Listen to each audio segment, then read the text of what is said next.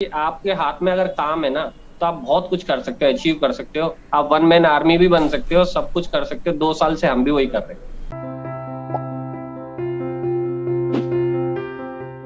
तो नमस्कार सर। सबसे पहले मैं जानना चाहूँगा कि आपने ये जो बेकरी का बिजनेस है वो कैसे स्टार्ट किया था। और एक्चुअली मैं जॉब करता था होटल में। ओके। और 2020 में मैं इंडिया आया था, क्योंकि एक्चुअली मुझे जाना था कनाडा। और इंग्लिश के टेस्ट वगैरह मैं देने आया था। लेकिन सडनली क्या हुआ, जिस दिन मेरा पेपर था उसी दिन लॉकडाउन लग गया और मेरा पेपर हो गया कैंसिल। बट फॉर्चुनेटली मुझे चांस मिला, अगस्त में मैंने पेपर दिया और मेरा आइल्स क्लियर हो गया। फाइल वगैरह मैंने लगा दी। बट जो जॉब मैं छोड़ के आया था, मतलब क्विट तो नहीं करके आया था मतलब वेकेशन पे, तो उन्होंने बोला कि अभी लॉकडाउन है, गेस्ट आ नहीं रहे हैं, तो we will pay you 3 month salary और आप स्टे बैक करो, आगे पता नहीं क्या होगा फ्यूचर में। तो तभी मैंने सोचा कि अगर इन्होंने ये कह दिया है कि 3 महीने आप यहाँ रुको और उसके बाद का कुछ पता नहीं, सैलरी मुझे मिल ही रही थी, तो मैंने सोचा कि यही टाइम है कि अपना स्टार्टअप हम कर लेते हैं। क्या पता जॉब चली जाए, फ्यूचर में रहे ना रहे, ये लॉकडाउन कब तक रहेगा। और फिर मैंने अपना 10,000 रुपये में ही स्टार्ट कर लिया था काम, बेकरी का। कितना टाइम हो गया बेकरी का हाँ, बिजनेस स्टार्ट किए हुए। तो जून जून 2020 में मैंने स्टार्ट कर दिया था। ऑलमोस्ट अब 2 साल हो दो जाएंगे। साल हो गए आज जो, हाँ, 2 साल हो ही गए। आज 1 तारीख है, तो 1 जून को स्टार्ट किया था। राइट। तो सर अगर कोई बेकरी का बिजनेस स्टार्ट करना चाहेगा तो क्या उनको लाइसेंस की आवश्यकता पड़ती है। देखो, लाइसेंस सिटी टू सिटी, या कह सकते हो आपकी म्यूनिसिपैलिटी पे डिपेंड करता है। नॉर्मली आपको फसाई का लाइसेंस चाहिए होता है, जो फूड सेफ्टी का होता है। ओके। वो तो मैंडेटरी है काम करने के लिए। ऑलराइट। साथ में अगर आपको ऑनलाइन प्लेटफॉर्म पे जैसे जोमेटो है या स्विगी है, उस पे जीएसटी चाहिए होता है। और आप अगर शॉप लेते हैं तो फिर म्यूनिसिपैलिटी से आपको एनओसी वगैरह लेनी पड़ती है। वो सिटी पे डिपेंड करता है कौन सी सिटी में आप खोल रहे हो। बस यही चीज है, बस आपको काम आना चाहिए, फिर आप काम स्टार्ट कर सकते हो। ओके। तो सर जो ये नॉर्मली अगर इन लाइसेंस की मैं बात करूं तो कितना अप्रोक्स कितना खर्चा आ जाता है। देखो, जीएसटी अप्लाई करने के लिए तो मैंने तो 1 रुपया भी नहीं दिया था। ओके। ठीक है, क्योंकि मेरे फ्रेंड्स ने अप्लाई कर दिया था। वैसे अगर मार्केट में आप किसी सीए वगैरह से करवाते हो तो 1000 रुपीज से लेके 2000 तक भी लग जाते हैं। ओके। साथ में जो फूड सेफ्टी लाइसेंस होता है, जो उसकी जो फीस होती है, हम जैसे बेकर्स के लिए पैटी सेलर बोलते हैं, हम उस कैटेगरी में आते हैं। तो वो 100 रुपये फीस होती है 1 साल की, एक अगर खुद साथ। अप्लाई करते हो। अगर आप किसी से अप्लाई करवाते हो तो वो भी 1000-1500 रुपये कई बार ले लेते हैं। ओके। तो मैंने दोनों अपना खुद अप्लाई करवा लिए थे, तो मेरा 100 रुपये का खर्चा आया था बस दोनों लाइसेंसों के लिए, मतलब। ऑलराइट। तो उसकी क्या वैलिडिटी एक साल की रहती है। हाँ जी, जीएसटी तो देखो आपको मिल ही जाता है, परमानेंट होता है। राइट और राइट। फूड सेफ्टी जो है, आप चाहो तो 2 साल के लिए भी ले सकते हो, 5 साल के लिए ले सकते हो, मल्टीपल भी ले सकते हो। फिर फीस अलग होती चली जाती है, बढ़ती चली जाती है। तो इस सिंगल आउटलेट के लिए है 1 साल के लिए 100 रुपये। ओके। तो वो फिर अगर कोई चाहे तो साल के बाद एक साल के बाद फिर से रिन्यू हो जाती है वो। हाँ, हमने भी किया था रिन्यू, तो 1 साल बाद हो गया ओके। इजीली। ठीक। तो सर जैसे कि अगर कोई बिजनेस करना चाहता है बेकरी का बिजनेस स्टार्ट करना चाहता है तो उनमें जो प्रोडक्ट्स की सिलेक्शंस होती हैं वो कैसे कर सकता है उस चीज़ को। देखो, पहले तो हमें ये सेलेक्ट करना पड़ेगा कि हमें मेनली काम करना क्या है, बेकरी करना है या फिर हमें पेस्ट्री डिपार्टमेंट में जाना है। क्योंकि हम जब बात करते हैं नॉर्मली पेस्ट्री, तो दिमाग में क्या आता है कि खाने वाली पेस्ट्री होती है, लेकिन ऐसा नहीं है। डिपार्टमेंट दोनों अलग होते हैं। बेकरी का कंसेप्ट अलग है पूरा, और पेस्ट्री डिपार्टमेंट का अलग होता है, जहाँ पे डेजर्ट वगैरह बनाते हैं। तो हम केक शॉप ऑन करते हैं। बेकरी में मोस्टली क्या होता है, बेकिंग का काम होता है, जैसे ब्रेड्स बनाएंगे, पाव बनाएंगे, बन बनाएंगे, कुलचा बनाएंगे। तो उसके लिए बहुत बड़ा सेटअप चाहिए होता है, आपको बड़े बड़े ओवन चाहिए होते हैं, बहुत बड़ा, मतलब आपको इन्वेस्टमेंट चाहिए ह्यूज। ओके। लेकिन अगर आपको काम आता है और आप केक बना सकते हो या छोटे मोटे डेजर्ट बना सकते हो अपने एरिया के हिसाब से, राइट। इसलिए मैं ये कहूंगा कि सबसे बढ़िया है केक। अगर आपका डिजाइनर केक्स में हाथ सेट है, तो आप ये मान लीजिए रॉ मटेरियल के लिए सिर्फ आपको 10,000 रुपये चाहिए, जिसमें आप अपना काम स्टार्ट कर सकते हो। अगर मैं आपको बताऊं प्रोडक्ट्स के बारे में, जैसे आपको एक ओटीजी चाहिए होगा, वो 6,500 रुपये तक का आ जाता है। ठीक है, साथ में आपको कुछ टूल्स चाहिए होंगे छोटे वगैरह, एक वर्किंग टेबल चाहिए होगी, एक फ्रिज चाहिए होगा जो नॉर्मली घर में होता ही है, और आपको फ्लेवर्स चाहिए होंगे, साथ में क्रीम, बस। इतना काम है, आपका 10,000 रुपए में काम स्टार्ट हो सकता है अगर आपको नॉलेज है तो।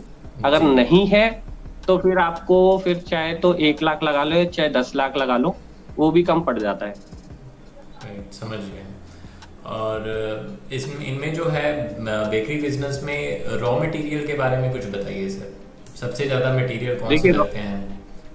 तो मेन क्या होता है, हमें सबसे पहले ये समझना होता है कि इंडिया में, हमारे देश में सबसे ज्यादा काम चलता है एगलेस का। एग्रेस का। ठीक है। और जब हम बेकरी की बात करते हैं इंडिया के बाहर, तो वहाँ एगलेस और एग का कंसेप्ट तभी आता है जब किसी को एग से एलर्जी होगी, तभी उसके लिए एगलेस डेजर्ट बनाया जाता है, नहीं तो नॉर्मली नहीं बनाया जाता। और यहाँ पे सिलेक्शन की बात रही, या तो आप स्पॉन्ज रॉ मटेरियल या स्क्रैच से बना सकते हो, जैसे आप मैदा से बना लेते हो या दही वगैरह डाल के बनाते हैं।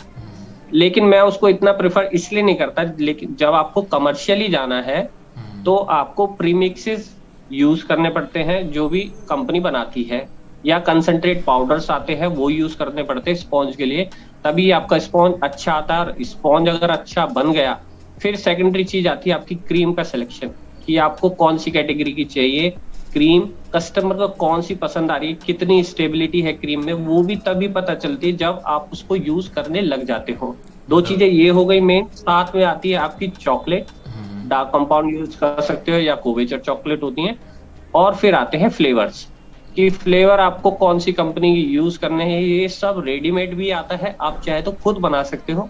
खुद बनाने में ये प्रॉब्लम आती है कि उनकी शेल्फ लाइफ कम हो जाती है। अगर आप डेली अगर 50 केक बना रहे हो या 20 केक बना रहे हो, तो डेली आप मीज अप्लाई करोगे कि आप केक बनाओगे, क्या डिलीवरी हैंडल करोगे, तो सारी चीजों को देखते हुए आपको मेरे हिसाब से वो प्रोडक्ट चूज करने चाहिए जो अवेलेबल है कमर्शियली, जिनकी शेल्फ लाइफ भी है, ताकि आपका जो वर्कलोड है वो मिनिमाइज हो जाए और आप फोकस कर सको मोस्टली प्रोडक्शन पे।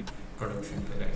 और जो मतलब जैसे कि आपने बताया सिलेक्शन में, जैसे कस्टमर्स को जो फिर पसंद आने लगेगा उस तरीके से फिर हम उसको हाँ जो भी जी। है इम्प्लीमेंटेशंस हाँ, कर सकते हैं उस चीज़ पे। फिर उसको आप अपने एसओपी में ला सकते हो कि ये हमारी एसओपी है, ये हमें प्रोडक्ट यूज करना है। अगर ये प्रोडक्ट नहीं है तो इसके वेरिएशन में, इसके चेंजेस में हम ये सब्स्टिट्यूट यूज कर सकते हैं। और सबसे बड़ी बात, नीचे कभी नहीं जाना। अगर प्रोडक्ट नहीं मिलता तो हमेशा ऊपर की कैटेगरी में जाना है। अगर आप एक बार नीचे चले गए, कस्टमर आपका छूट गया, तो बहुत मुश्किल हो जाती है फिर। समझ गया। और सर मतलब जैसे कि अगर हम बात करें बिजनेस में, जैसे अब कुछ भी अगर बेक कर रहे हैं या फिर कोई भी जैसे ब्रेड्स हो गए या फिर केक्स की बात करते हैं अगर, तो इनकी क्वालिटी को कैसे मेंटेन रखा जा सकता है? देखिए, ये तो वैसे एक्सपीरियंस के साथ आता है। Okay. बाकी मैं बताता भी हूँ, प्रिजर्वेटिव्स का काम तो हम नहीं कर सकते क्योंकि इन चीजों की हमें नॉलेज नहीं है। जो चीज हमारे हाथ में होती है उस चीज के बारे में हम बता सकते हैं। जैसे कि अगर आपको केक रखना है तो उसका टेम्परेचर, उस चिलर का टेम्परेचर 1 to 4 डिग्री होना ही चाहिए। Okay. ठीक है, ये प्रोटोकॉल है, एक स्टैंडर्ड मेंटेन किया गया है सबके द्वारा, कि 1 to 4 होगा तो ही आपका प्रोडक्ट एलिजिबल है यूज करने के लिए अप टू 3 डेज। तो 3 दिन तक आप उसको यूज कर सकते हो। कोई भी प्रोडक्ट हो, रॉ होगा तो भी या कुक होगा तो भी। ब्रेड की बात करते हैं तो कई बार क्या होता है कि ब्रेड्स को भी आप फ्रोजन भी रख सकते हो -18 से नीचे। जब आपको जरूरत हो उसको निकाल के रीहीट करके भी यूज कर सकते हो, सेम डे यूज करना पड़ेगा। नहीं तो जो ब्रेड्स होते हैं नॉर्मली, अगर आप उसको प्लास्टिक रैप करके रखोगे अच्छी तरीके से, अनकवर्ड रहेगा, वो 3 दिन तक उसको कुछ नहीं होता। 4th डे के बाद अलाउड भी नहीं होता है किसी भी इंडस्ट्री में आपको यूज करना।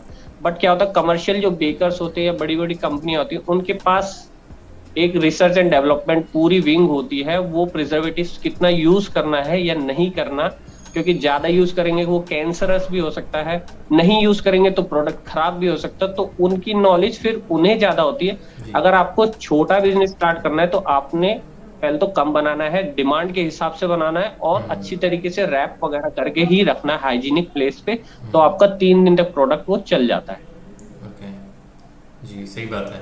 और सर अगर मैं बात करूं कि अगर किसी ने बिजनेस स्टार्ट करना है, उन्होंने जो ग्राउंड लेवल पे जो इन्फॉर्मेशन चाहिए होती है, जो अगर किसी का केक में हाथ सेट है, नॉलेज हो गई है, बिजनेस स्टार्ट करने वाले हैं, तो लगभग कितने कैपिटल से वो अपना जो है इसमें कितने इन्वेस्टमेंट में वो अपना ये बिजनेस स्टार्ट कर सकते हैं?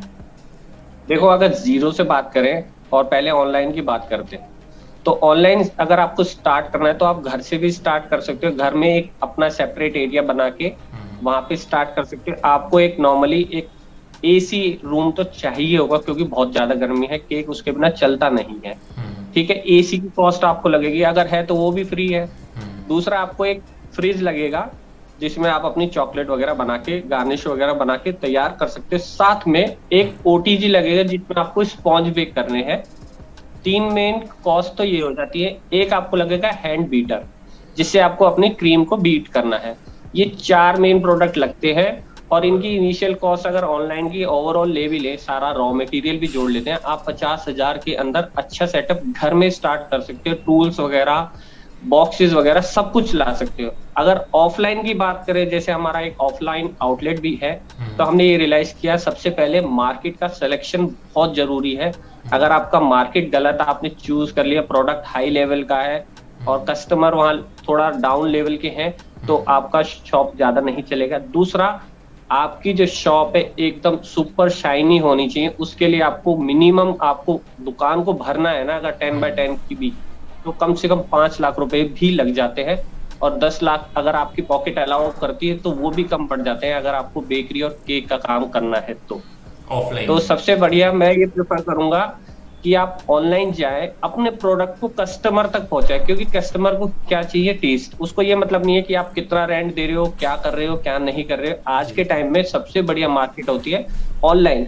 आप ऑनलाइन के थ्रू उस कस्टमर को टारगेट कर सकते हो जो आपको पसंद है, या वो जो नीश है जो आपको चाहिए, जो क्वालिटी वो देख रहे हैं, वो आप उसको सेलेक्टेड कर सकते हो। लेकिन ऑफलाइन में क्या होता है कि बल्क मार्केट तो होती है, लेकिन जो आपको कस्टमर चाहिए वो इजीली नहीं मिलता, और जहाँ इजीली चाहिए वहां पे फिर आपको पता है मार्केट में कितना ज्यादा रेंट होता है, या आपकी फिर खुद की शॉप होनी चाहिए जी। तो ऑनलाइन मेरे हिसाब से काफी अच्छा है आज के टाइम में, क्योंकि हम भी मोस्टली ऑनलाइन से सेल ज्यादा करते हैं, ऑफलाइन से कम करते हैं। दोनों एक्सपीरियंस मुझे हो चुके हैं, तो इसलिए मैं सजेस्ट करूंगा कि जो अच्छा काम कर सकते हैं वो ऑनलाइन के थ्रू जाए, लेकिन जिसके पास पैसा है तो वो ऑफलाइन में भी कर सकते हैं काम। लेकिन इनिशियली अगर स्टार्ट करने की बात करें तो वो ऑनलाइन पे ज़्यादा फोकस कर सकते हैं, क्योंकि वो उसमें फिर उनका ज़्यादा हाँ जी, इन्वेस्टमेंट की भी ज़रूरत नहीं पड़ेगी। एक नॉर्मल एक बिल्कुल अपने घर बस पे भी उनको अगर अपना नॉर्मल। टाइम इन्वेस्ट करना है। हाँ जी, हार्ड वर्क इन्वेस्ट करना है, टाइम इन्वेस्ट करना है। पैकेजिंग सुपर होनी चाहिए, प्रोडक्ट अपने आप बिकता है, क्योंकि इसमें पब्लिसिटी की इतनी जरूरत नहीं है, माउथ पब्लिसिटी चलती है फिर। ठीक है, अगर बात करें फिर इसके मतलब बिजनेस में स्टार्ट तो कर लिया, तो फिर प्रॉफिट के हिसाब में अगर हम जाएं तो प्रॉफिट कितना बन सकता है, कितना कैसे कर सकते हैं उस चीज़ पे अगर हम बात। देखो, ये एक स्टैंडर्ड में जो मैंने सीखा था, मैं होटल में आपको बताता हूँ। कोई भी अच्छा कैटेगरी का जो होटल होगा ना, और जिसमें बहुत ही यूनिक फूड होगा, बहुत ही फ्लेवरफुल फूड होगा, बहुत ही एक्सोटिक फूड भी होगा, वो अपनी फूड कॉस्ट को 30% से ऊपर नहीं लेके जाते। मैं सिर्फ फूड कॉस्ट की बात कर रहा हूँ यहाँ पे, जिसमें आप मतलब दुनिया भर का नॉन वेज भी हो सकता है, इंपोर्टेड नॉन वेज प्रोडक्ट्स भी होते हैं, जिसमें वेजिटेबल भी होता है। तो ओवरऑल एजम्पशन लेके चलते हैं कि वो 30%, कोई कोई होटल 25% का भी खेलता है, कोई 23 तक भी रखता है, तो 30% उनकी फूड कॉस्ट हो जाती है। यही चीज हम अप्लाई कर लेते हैं अपनी शॉप में। तो बेकरी के बिजनेस में अगर आपकी फूड कॉस्ट 25-30% है, तो आपका वो अगर 30 रुपए कॉस्ट आ रही है, तो वो आपको 100 रुपए का बेचना पड़ेगा। ठीक है, तो 100 रुपए का अगर वो पड़ रहा है तो आपको एटलीस्ट 350 रुपए का बेचना पड़ेगा। क्यों? क्योंकि उसके बाद आपकी मशीनरी की कॉस्ट भी जुड़ती है, क्योंकि डेप्रिसिएशन लगता है, उसमें इलेक्ट्रिसिटी कॉस्ट भी लगती है, आपकी लेबर कॉस्ट भी लगती है। ठीक है, आपकी पैकेजिंग कॉस्ट भी जुड़ जाती है। अगर रेंट घर में ही है, या मदर को दे रहे हो, फादर को दे रहे हो, मतलब रेंट तो आपको देना ही है एक तरीके से, आप खुद भी यूज कर रहे हो, तो रेंट भी जुड़ जाता है। ठीक है, तो ओवरऑल अगर आप ऑनलाइन से जाओ तो आप 50-50 पे खेल सकते हो, और काफी अच्छा गेम रहता है, क्योंकि सिंपल केक्स में आप प्रॉफिट कम लेते हो, डिजाइनर केक में आप प्रोडक्ट कम लगाते हो, लेकिन आपका हार्डवर्क के साथ आपको वहां से प्रॉफिट मिल जाता है। तो ये लगा लीजिए, अगर आपका 1 लाख रुपए की आप सेल कर रहे हैं, तो उसमें 50,000 रुपए आप इजिली गेम कर सकते हो जी। हाँ जी। तो अगर हम फिर उसके बाद की बात करें कि ऑनलाइन वाला तो ठीक है, ऑनलाइन वाला तो समझ में आ गया हमें। अगर कोई ऑफलाइन शॉप, अगर छोटी मोटी शॉप में ही स्टार्ट करना चाहता है, अगर स्टार्टिंग के डेज में उन्हें ये प्रॉब्लम आती है कि उनकी सेलिंग नहीं होती है ज़्यादा, तो वो उस चीज़ पे फिर कैसे काम कर सकते हैं, क्या ऐसा कर सकते हैं जिससे कि उनकी सेल जो है वो बढ़ जाए? ऐसे क्या क्या वो तो टेक्निक्स है? ऑफलाइन का एक्सपीरियंस मैं बता देता हूँ आपको। मेरी जो कॉस्ट थी ऑफलाइन के लिए, मैंने रेंट पे शॉप ली, रेंट गया मेरा, ठीक है, इलेक्ट्रिसिटी बिल भी जाता था। और जो उसको स्टार्टअप करने के लिए मैंने सिर्फ 2,500 रुपये लगाए थे, उसको मैंने खुद रिनोवेट कर लिया था वॉलपेपर लगा के, ठीक। दूसरा, आपको एक अच्छा काउंटर फ्रिज चाहिए होता है जिसकी कॉस्ट बहुत ज्यादा हो जाती है, वो कम से कम 1-1.25 लाख में आता है। अगर आप सस्ता लोगे तो आपके केक खराब हो जाते हैं, अगर आप महंगा लेते हो तो आपके लिए मतलब बजट थोड़ा हिल सकता है, आपकी पॉकेट अलाउड करे ना करे। दूसरा ये होता है कि अगर आपका जो चिलर है, काउंटर फ्रिज है, वो अच्छा है तो आपका जो केक है 3 दिन तक तो वो चलेगा ही चलेगा, ठीक है। मार्केटिंग आपको कैसे करनी है कि हमने जो करी थी, अपनी दुकान को बिल्कुल रिनोवेट करके एकदम लाइटिंग के साथ बाहर तक, और साइन बोर्ड लगाए थे ग्लॉसी एकदम लाइट, जो रात में कस्टमर को दूर से रिफ्लेक्ट हो जाए कि यहाँ पे केक्स मिलते हैं। साथ में 100% वेजिटेरियन केक्स हमने बड़ा बड़ा लगा रखा था कि कस्टमर अगर दूर से देखे तो उसको आई में कैच हो जाए कि पूरी मार्केट में तो इतना ग्लॉसी बोर्ड नहीं है कि ये दूर से क्या चमक रहा है, तो वो अपने आप ही खींचा चला जाता है। पर हाँ, साथ में आपको सामान जरूर रखना पड़ेगा, क्योंकि हर कस्टमर ये नहीं है कि केक लेने ही आए, वो अदर आइटम्स भी ले सकता है। बर्थडे के आइटम्स है, पेस्ट्रीज है, छोटी छोटी बना के आप रख सकते हो, कोल्ड ड्रिंक्स है, स्नैक्स है, और जो भी सैंडविचेस के आइटम होते हैं, ये सब आपको भरना पड़ेगा। अपने आप सेल बूस्ट हो जाती है, ऐसा नहीं है, बस ये है कि समय देना पड़ता है।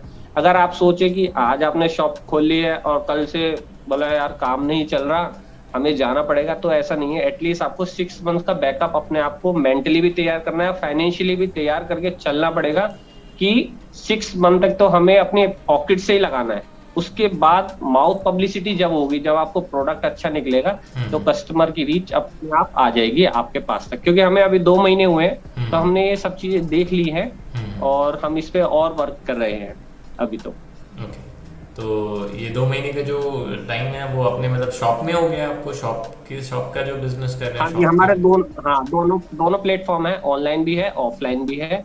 किचन मैं हैंडल करता हूँ और मेरे भाई जो है वो डिलीवरी हैंडल करते हैं, और उनके जो भाई हैं मतलब उनके रिश्तेदार हैं वो भी, तो वो शॉप को हैंडल करते हैं। तो इस तरीके से 3 लोग हैं हम, और तीनों प्लेटफॉर्म को हम हैंडल कर रहे हैं अकेले, तो इजिली स्मूथ कर लेते हैं सारा ऑपरेशन अपने आप।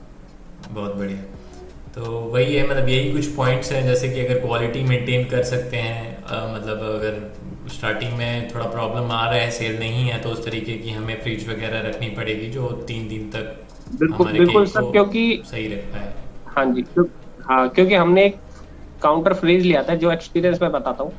क्योंकि जो एरिया में हम रहते हैं, पूरे एरिया में सराउंडिंग्स में, आप ही की तरह एक पाजी हैं, वो मतलब उनका काम है डिस्प्ले काउंटर का। ओके। तो हमने उनसे पता किया था, हमने उनसे लिया भी, लेकिन जब हमें इतनी नॉलेज नहीं थी कि ये प्रोडक्ट चलेगा नहीं चलेगा, फिर हमने खुद ही टेम्परेचर चेक करके देखा, तो उस नए फ्रिज का भी काउंटर का टेम्परेचर जो है बेस का वो 0 है, लेकिन ऊपर 2 इंच जाते ही वो 22 डिग्री है। तो प्रोडक्ट चलेगा कैसे? क्योंकि आप बाहर से तो देख सकते हो प्रोडक्ट अच्छा, लेकिन अंदर से अगर उसमें फंगस आ गया, वो जो क्रीम है वो मेल्ट हो गई, नीचे से वो फ्रोजन हो रहा है, ऊपर से वो ठंडा नहीं हो रहा, तो ये सारी चीजें होती है अगर आपका अच्छा डिस्प्ले काउंटर नहीं है तो। अगर डिस्प्ले काउंटर अच्छा है, एयर कूलर है जिसे कहते हैं नॉर्मली, तो अगर वो अच्छा है, डबल फ्रॉस्टेड ग्लास का है, तो उसमें आपका प्रोडक्ट 1 to 4 डिग्री टेम्परेचर में मेंटेन रहेगा, 3 दिन तक कुछ भी खराब नहीं होगा, आपकी वेस्टेज बिल्कुल नहीं बढ़ेगी। आप उतना ही प्रोडक्ट बनाओ जितनी आपको जरूरत है, कम बनाओ, लेकिन 3 दिन तक आराम से उसको आप सेल कर सकते हो। ठीक है सर, यही कुछ पॉइंट्स थे जो हमने डिस्कस करने थे, ताकि हमारे व्यूअर्स को भी पता चल पाए वो कैसे अपने सेल्स को स्टार्ट कर सकते हैं, कैसे इस बिजनेस को स्टार्ट कर सकते हैं। थैंक यू, बहुत बहुत शुक्रिया। हाँ, बस इतना कंक्लूड करूंगा कि बस अपने आप पे कॉन्फिडेंस रखो, क्योंकि मैं जहाँ था मेरे को बहुत अच्छा पैसा मिलता था, जहाँ मेरे को जाना था मुझे वहां पे भी पैसा मिलता, लेकिन जब आपके पास कुछ नहीं होता ना, तो बहुत कुछ भी होता है कि आपके हाथ में अगर काम है ना, तो आप बहुत कुछ कर सकते हो, अचीव कर सकते हो, आप 1 मैन आर्मी भी बन सकते हो, सब कुछ कर सकते हो। 2 साल से हम भी वही कर रहे हैं। क्या बात है सर, बहुत बढ़िया, काफ़ी अच्छा। हम लगेगा हमारे कस्टमर्स को, हमारे जो व्यूअर्स हैं, आपकी इस सोच को सलाम करते हैं हम लोग। तो डेफिनेटली कुछ अच्छा सोचेंगे वो लोग और अच्छा बिजनेस स्टार्ट करने का बिल्कुल वो लोग भी सोचेंगे। ठीक है बिल्कुल सर, थैंक यू बिल्कुल। So much, thank you. Thank you.